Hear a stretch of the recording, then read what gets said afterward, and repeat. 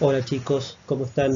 Bueno, hoy vamos a empezar el módulo de hematología con esta primera clase que trata de anemias no hemolíticas, ya que las hemolíticas se van a dar en la siguiente clase. Para empezar, los valores normales en hematología son algo bastante dependiente de la fuente en la que uno se fije. Acá tenemos algunos valores de la OMS, ya vamos a ver algunos de UpToDate que son distintos y en general en todos los laboratorios se rigen por valores normales distintos. Es muy difícil homogeneizar y tener valores uniformes, pero bueno, acá tenemos algunos para guiarnos. La hemoglobina en el hombre es entre 3 y 18, 2 y 16 en la mujer, el hematocrito entre 40 y 54 en el hombre. Siempre recordemos que la mujer es un poco menor debido a las pérdidas menstruales. La misma situación que ocurre para los eritrocitos. Ya en cuanto a los índices hematimétricos, que son el volumen corpocular medio, la hemoglobina corpocular media y la concentración de hemoglobina corpocular media son los mismos valores para ambos sexos, al igual que la ferremia y la transferrina, la saturación de transferrina y la ferritina, que ya vamos a ver más adelante que también son los mismos valores para ambos sexos y ya vamos a ver cómo analizarlos. Recuerden que la ferremia entre 50 y 150 picogramos por decilitro es el valor normal, la transferrina entre 250 y 350, la saturación de la ferrina es un porcentaje, entre el 28 y el 35%, y la ferritina vamos a ver que es entre 100 y 300 en ausencia de comorbilidad, y lo vamos a definir como ferropenia absoluta cuando haya menos de 30 nanogramos por mililitro. Los reticulocitos, si bien también se pueden medir en cuanto a valor relativo, que sería entre el 0.5 y el 2% del total de los eritrocitos que circulan en la sangre, hay que tener en cuenta el IPR, que es el índice de producción reticulocitaria, que vamos a ver más adelante. Y acá vemos que cómo se va perdiendo la masa celular en la embarazada a expensas de un aumento del volumen plasmático. Por eso en la embarazada se define como anemia cuando hay menor a 11 gramos por decilitro y no 12 como en la mujer no gestante. Ahí vemos en el UpToDate que los valores normales son un poco distintos de recién. Vemos que en el hombre, por ejemplo, la hemoglobina es de 13,6 a 16,9 y en la mujer de 11,9 a 14,8. Mismo resultado para el hematocrito y el recuento celular. Vemos que los índices hematrimétricos son normales en ambos. Y acá tienen distintas formas de medir el hematocrito. Arriba tienen el hematocrito normal, vemos el centrifugado. Y por debajo vemos la técnica para tomar el microhematocrito, que es para extracción de sangre capilar, que es otra forma de medirlo. Acá vemos cómo son los cálculos de cada uno de los tres índices hematimétricos que nombrábamos antes: el volumen corpocular medio, la hemoglobina corpocular media y la concentración de hemoglobina corpocular media. Ahí tienen cómo se calcula cada uno. Recordemos que el volumen corpocular medio define la micro, normo o macrocitosis. La hemoglobina corpocular media define hiponormo e hipercromía. El valor normal del volumen corpocular medio entre 85 y 95, pero se dice que existe microcitosis cuando es menos de 80. Cuando hay entre 80 y 85 se dice que es tendiente la microcitosis, pero todavía no se lo puede definir como tal. Misma situación que, por ejemplo, las macrocitosis, que se define como más de 100, entre 95 y 100 se dice que es tendiente la macrocitosis, y más de 120 definimos megaloblastosis. Mientras que la hemoglobina corpocular media, como vimos anteriormente, es entre 27 y 32, menos de 27 es hipocromía, más de 32, que es algo muy raro, hipercromia. Bueno, ¿a qué llamamos anemia? Es la reducción de la masa total de Matías, que no hace referencia a la cantidad, debido a que puede existir anemia con un número elevado de eritrocitos, como por ejemplo la talasemia. El parámetro más fidedigno para definirla es la hemoglobina sérica. En hombres se considera anemia cuando es menor a 13 gramos por decilitro, en mujeres no embarazadas menor a 12 y en embarazadas menor a 11. También para definir la anemia se tiene en cuenta el hematocrito y el número total de eritrocitos, a pesar de lo que decíamos antes, pero vuelvo a repetir, el parámetro más fidedigno es la hemoglobina. Vemos por ejemplo aquí un ejemplo extraído de una clase del posgrado universitario de clínica médica en el módulo de hematología de la doctora Brax, en la cual en los 3 casos tenemos anemia, pero tenemos diferente número de eritrocitos debido a que tenemos diferente tamaño. Por ejemplo, el cuadrito del medio puede corresponder a una talasemia en la cual los eritrocitos son muy chiquitos y por eso hay mucha cantidad, a diferencia de las otras 2 cajitas, digamos, que están ahí. La epidemiología, bueno, es una enfermedad extremadamente frecuente. Imagínense que la OMS estima que el 30% de la población mundial, o sea, prácticamente 1 de cada 3 personas presenta anemia, lo cual, teniendo en cuenta 7.500 millones de habitantes que somos actualmente, serían unas 2.250 millones de personas. Es una locura. Afecta más frecuentemente a mujeres debido a las pérdidas menstruales, como mencionaba anteriormente, y la causa más frecuente es la ferropenia, que es la deficiencia de hierro. Vamos a ver que la anemia y la ferropenia no son términos interdependientes exclusivos, ya que puede haber anemia sin ferropenia y ferropenia sin anemia. Bueno, la clínica es bastante inespecífica en el caso de que el paciente no detecte un sangrado. Pueden incluir astenia, disnea, palpitaciones, palidez, debilidad.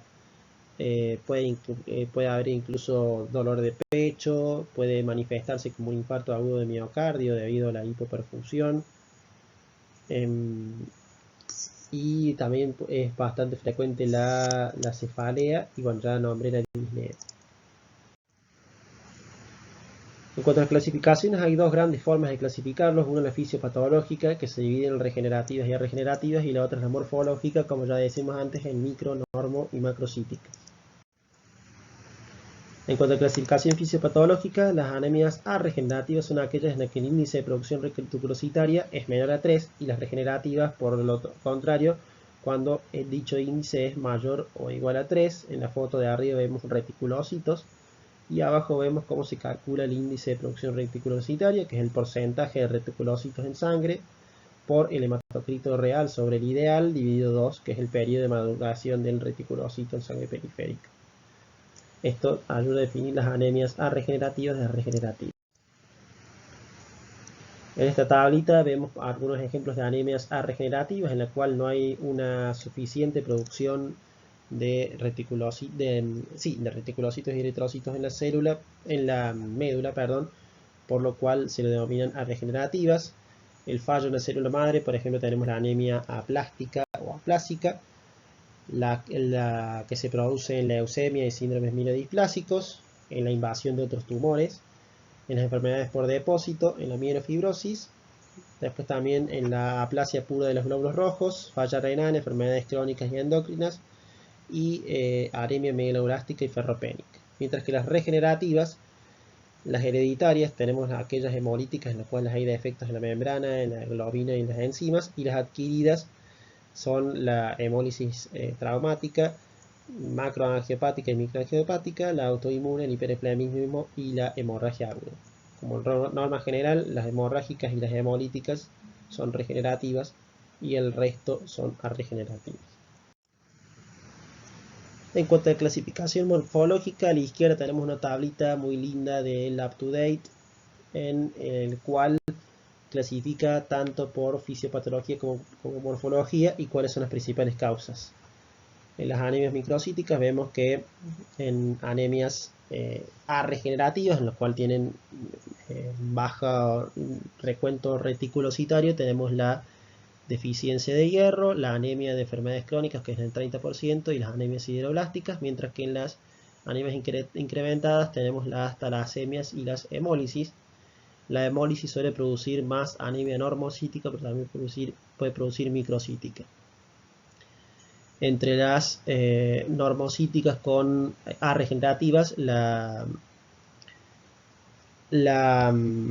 deficiencia de hierro en su estadio temprano puede producirla, pero lo más representativo aquí son las anemias por enfermedades crónicas, por supresión medular, por insuficiencia renal y bueno, por todas las enfermedades crónicas. Mientras que en las macrocíticas tenemos la deficiencia de vitamina B12 o folato, los síndromes mielodiplásicos y el exceso de alcohol como causas más frecuentes, la hemólisis también por producir macrocítica, y la recuperación de la médula ósea después de una infección o después de la reposición de vitamina B12 y folatos también puede producir macrocitosis regenerativa. Vemos allí, como decíamos anteriormente, la normocitosis es entre 85 y 95, la micro es menos de 80, la macro es más de 100 y la megalocitosis o megaloblastosis son más de 120. Y vemos la normocromía, como decíamos antes, entre 27 y 32 y pues menos de 27, hiper más de 32. Como mencionábamos anteriormente, en las anemias microcíticas tenemos la ferropenia, la talasemia y la anemia de los procesos crónicos en un 30%, en las normocíticas la insuficiencia medular, las hemorrágicas agudas, las hemolíticas adquiridas y sobre todo la anemia de los procesos crónicos en un 70% de los casos. Mientras que en las macrocíticas tenemos la déficit de folato de vitamina B12, los mielodisplásicos, las hepatopatías crónicas y el alcohol.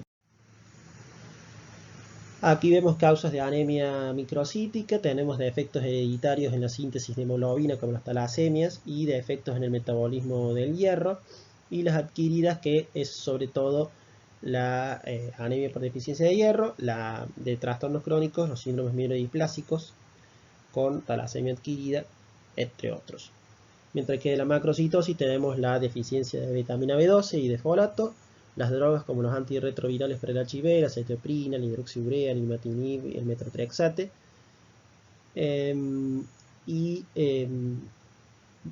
Podemos mencionar también como destacado los síndromes primarios de la médula ósea como los mielodisplásicos. Y enfermedades hepáticas e hipotiroidismo también, algo importante pensar. La anemia aplástica o aplásica, como para empezar a mencionar algunos tipos de anemia en específico, es la enfermedad de la médula ósea en la que se produce una disminución del tejido hematopoyético en ausencia de tumor, fibrosis o granulomas, por ejemplo. Produce pancitopenia, una anemia arregenerativa que generalmente es macrocítica, o sea, más de 100 de volumen corpuscular. Puede ser congénita, como por ejemplo en síndrome de Fanconi, o adquirida, entre las cuales la idiopática es la más frecuente, pero también se puede producir farmacológica, tóxica e infecciosa. El tratamiento es el trasplante halogénico de precursores hematopoyéticos, preferentemente de donante relacionado, familiar, y en el tratamiento previo pueden usarse esteroides, ciclofosfamida y factores de crecimiento. Vemos aquí las múltiples causas de anemia plástica adquirida en el cuadrito de la izquierda por drogas citotóxicas, por ejemplo las quimioterapias, algunos medicamentos como las sulfas, el cloranfenicol, la carbamazepina, los AINES, los medicamentos antitiroideos usados en la enfermedad de Graves, el benceno e infecciones virales como el Epstein-Barr, el HIV, etc. Mientras que en la tablita del medio vemos mecanismos de anemia asociada a drogas que pueden producir deficiencia de hierro por irritación de la mucosa gastrointestinal, defecto de la vitamina B12 o de folatos, hemólisis y función deteriorada de la médula ósea. Mientras que en el cuadrito de la derecha vemos causas de pancitopenia, que se define como anemia más más leucopenia, más plaquetopenia, en la cual siempre tenemos que descartar primero las leucemias agudas o crónicas, entre las malignas, también la mielofibrosis, causas infecciosas y fallas de la médula ósea por medicamentos o por anemia plástica. Acá les dejo los cuadritos para que después vean ustedes las múltiples causas que podemos tener. Pasando a otro tipo de anemia, tenemos la mieloptísica, que es la que se produce por ocupación medular por cualquier proceso patológico que distorsione la arquitectura de la misma. Esto genera la salida de células inmaduras a la sangre periférica, entre ellas todas las que vemos ahí, lo que se conoce como reacción leucoeritroblástica. La causa más frecuente es la ocupación de la médula por metástasis de carcinomas. También puede ser por linfomas, leucemias, mielofibrosis, vasculitis, granulomatosis, enfermedades por depósito, las metabólicas, entre varias otras. La célula típica es el hematí en lágrima, que vemos en la imagen abajo a la derecha, que se llama dacriocito. El tratamiento es de la enfermedad de base y, por ejemplo, ahí vemos en sangre periférica el fenómeno de Rouleau que se produce en los mielomas, que pueden producir también anemia mieloptísica por ocupación medular. Las anemias hemolíticas, como ya dije al principio, serán tratadas en la siguiente clase, pero son aquellas en las que se produce una destrucción patológica de los hematíes. Les he puesto ahí algunos ejemplos de, sobre todo las hereditarias, la esferocitosis al medio, la talasemia a la derecha, que ya la nombramos como causa de anemia microcítica, la eliptocitosis y la estomatocitosis, que serán tratadas en otra clase. La anemia de los procesos crónicos es un tema importante. Son aquellos que se producen por una disminución de la utilización del hierro o también mala utilización del hierro por parte de los macrófagos del depósito, en la cual hay una ausencia del pasaje del hierro al plasma, por ende tampoco pasa a los precursores de la serie roja, ocasionando falta de utilización de hierro por los precursores eritroides. En la fisiopatogenia actúan la hepsidina y sustancias producidas en situaciones de enfermedades crónicas como el factor de necrosis tumoral y el interferón, lo que produce una disminución de la vida media de los hematíes, una deficiencia relativa de la eritropoyetina e inhibición selectiva de la eritropoyesis. Es la segunda causa más frecuente a nivel mundial de anemia por detrás de la ferropenia. En el 70% de los casos es normocrómica, normocítica, perdón, quise decir normocítica, mientras que, perdón, sí, está bien puesto, normocítica y normocrómica en el 70% de los casos, y microcítica y hipercrómica en el 30%. En cuanto al perfil ferrocinético, la ferritina va a estar elevada porque el problema no va a ser la deficiencia de hierro, sino la mala utilización. La concentración de ferrina va a estar disminuida, la ferremia va a estar disminuida, ya que, como dije anteriormente, no pasa al plasma, y la saturación de transferrina generalmente va a estar disminuida. El tratamiento etiológico es el que va a definir el pronóstico de estas anemias. No se debe administrar hierro si es que no se constata ferropenia asociada, porque, como ya dijimos, el problema no es la falta de hierro, sino que el hierro que hay disponible no se usa. Por ende, valga el juego de palabras, no está disponible para su función. La anemia megaloblástica, y tenemos una imagen, son aquellos que se producen por la disminución de la velocidad de síntesis de ADN, que esto se genera por un déficit ya sea de la vitamina B12 o del folato. Esta deficiencia de la síntesis del ADN produce los cambios morfológicos característicos, en los cuales el volumen corporal medio es mayor a 120. Estos precursores megaloblásticos tienden a destruirse en el medio, lo que produce eritropoyesis ineficaz. Debe realizarse diagnóstico diferencial con síndromes mielodisplásicos, aplasia y alcoholismo, dentro de otras causas de anemias macrocíticas, teniendo en cuenta que las más frecuentes son la de deficiencia de folatos y B12. La anemia por deficiencia de B12 es una anemia, como decíamos, megaloblástica. Pueden producirse por disminución de la ingesta en dietas veganas estrictas, alteración de la utilización o disminución de la absorción, ya sea por el efecto de fármacos, gastrectomía, al no haber el factor intrínseco para producir la absorción, insuficiencia pancreática exócrina, malabsorción intestinal o la destrucción autoinmune de las mencionadas células parietales gástricas por los anticuerpos antifactor intrínseco, lo que se denomina como anemia perniciosa, que es la causa más frecuente de déficit de B12.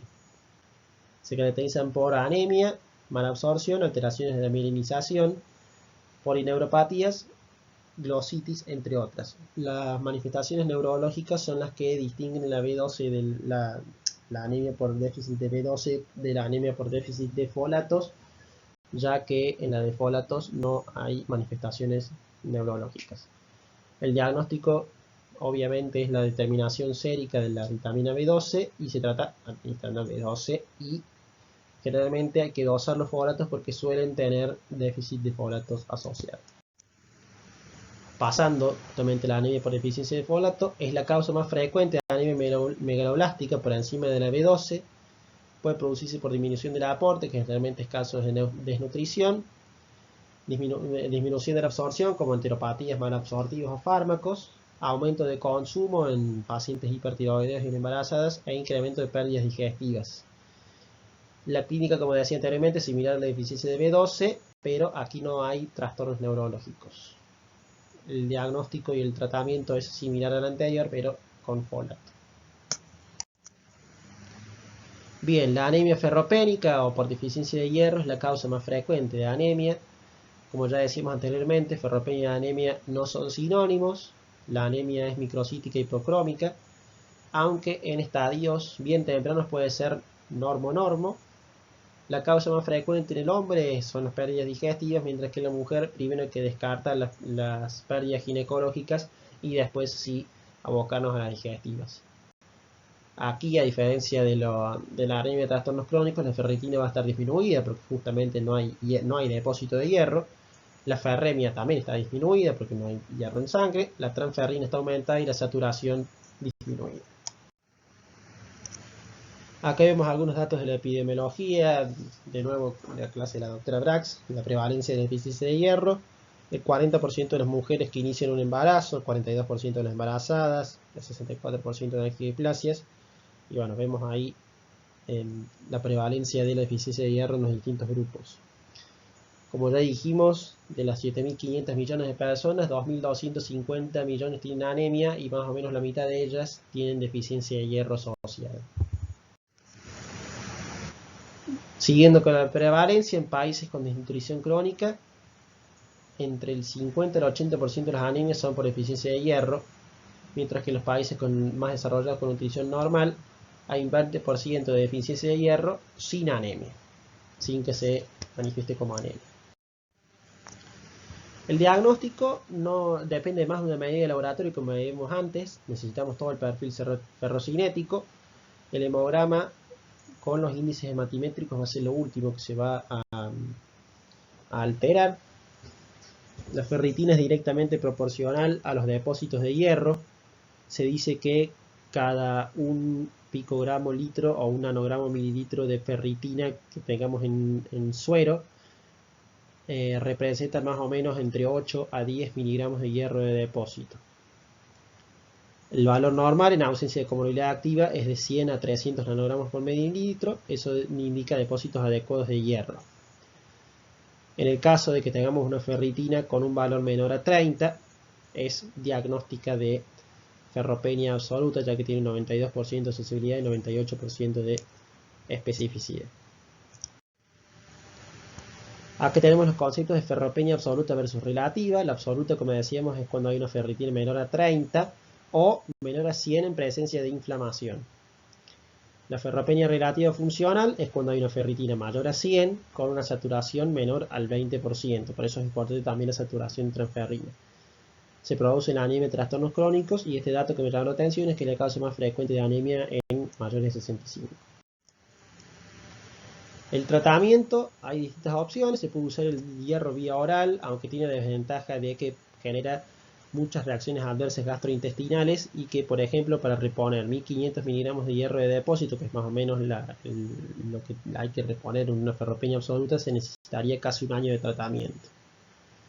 La ventaja que tiene es que es económica y no produce reacciones de tipo anafiláctica.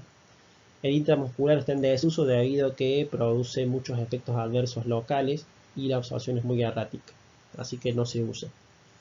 Mientras que el endovenoso es el tratamiento de elección, tiene la ventaja de que es rápido, es efectivo. La desventaja que tiene es el costo y que puede producir reacciones anafilácticas. Tenemos dos: el sacarato, que es el que más utilizamos, que la dosis es de 200 miligramos diluidos en 200 de fisio a pasar en 2 horas. No se puede administrar más de 600 miligramos por semana. Se pueden hacer, por ejemplo, 200 cada 24 o 200 cada 48, pero no más de 600 por semana. Mientras que la carboximaltosa permite administrar hasta 1000 miligramos de hierro en 15 a 30 minutos de infusión, pero obviamente es más caro. Bien, y por último, para finalizar, acá vemos un cuadrito de cómo hacer el abordaje de un paciente con anemia. Revisando la historia clínica,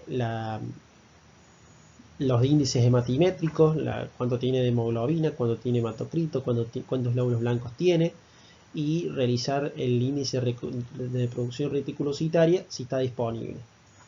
Hay que ver el volumen corpuscular medio para clasificar la anemia. La forma más práctica es hacerlo de la forma morfológica. Vemos ahí que lo divide en tres la tablita, empezando por las anemias microcíticas. Las causas más comunes son la deficiencia de hierro, la talasemia y la enfermedad de trastornos crónicos. Y ahí vemos cómo se tiene que abordar en cuanto a la ferritina baja o la saturación de ferrina baja. Si tiene alguno de los dos es porque hay ferropenia, entonces hay que reponer hierro y ver la causa, si es gastrointestinal, ginecológica o urológica, que también es otra causa frecuente. Y si no tiene, si no tiene ferropenia y no tiene trastornos crónicos, lo más probable es que sea una talasemia. Generalmente ahí hay que hacer un análisis de hemoglobina y buscar historia familiar.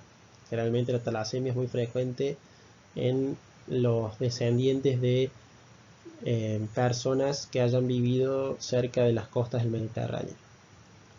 En las anemias normocíticas normocrónicas, las causas frecuentes son la deficiencia de hierro en estadios tempranos, el déficit de trastornos crónicos, las infecciones, la hemólisis y otros desórdenes. Vemos acá que hay que ver si es regenerativa o regenerativa y hacer test de función hepática y función renal. Hay que buscar una causa de enfermedades crónicas y hay que hacer una evaluación hematológica, posiblemente con biopsia de médula ósea si no hay un diagnóstico claro. Mientras que las macrocíticas, las causas más comunes, como ya dijimos, son el déficit de folato y B12, las inducidas por drogas, el alcoholismo, el hipotiroidismo y otras. Hay que ver, acá hay que ver el algoritmo de evaluación de la anemia macrocítica, que básicamente es dosar folato y B12, buscar antecedentes de alcoholismo y TSH. Bueno, eso es todo. Muchísimas gracias, chicos.